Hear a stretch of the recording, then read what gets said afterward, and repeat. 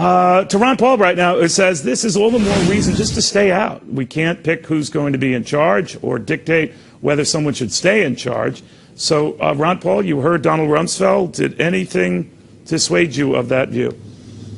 Hardly, and hardly should he be considered an expert on the region. He gave us Iraq and Afghanistan, and he was buddies with Saddam Hussein. You know, he worked with him when Saddam Hussein was actually using poison gases. And look at where Iraq is today. It's a disaster. It's more allied with Iran right now.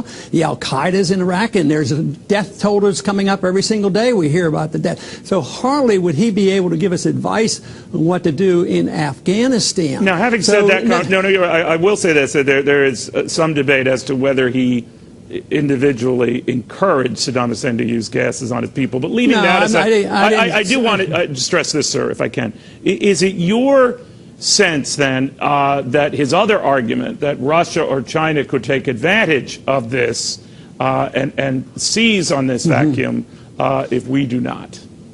I didn't make that accusation, just to clarify, but we as a country, and he part of it, actually we were allies with Saddam Hussein, but that's a different subject. You're asking about the danger of escalation, really, with Russia and China. I think it's very, very serious, and I think the markets are telling us that, and I think the price of oil is telling us that, because it's really a big thing. So, yes, you know, it's supposed to be a token. I think one of the reasons why they say, well, this isn't regime change, because we're not really positive who set off the gas.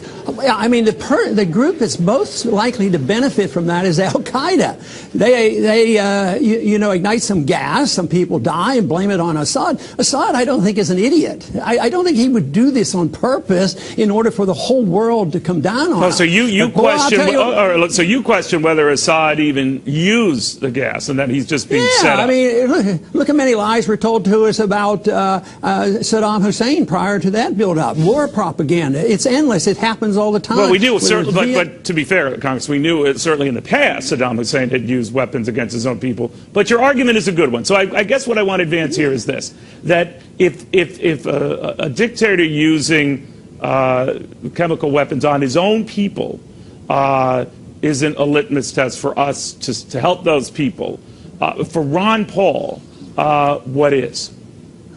Well, I think getting to the truth of it, and that's what we're not getting to, because when Saddam Hussein used the gases, some of the products were bought from us, and he was still our ally. So you can't ignore that. No, I don't. I think it's a false flag. I think really, indeed. And nobody knows if indeed he was slaughtering people by the thousands, you know, with poison gas. You know, that's a different story, but that isn't the case. Matter of fact, 100,000 deaths are the case. And it's not, you know, the implication is that Assad committed 100,000 killings. There are a lot of factions out there. Why don't we ask, you know, about the Al-Qaeda? Why are we on the side of the Al-Qaeda right now? So I think they want the weapons. The rebels want the weapons. There's a bunch of people in there. Al-Qaeda is part of it. And this is the test for us to drop a couple bombs and then send in weapons. So we're being sucked in. You argue we're being sucked in. It's dangerous. Big time, and it's big risk.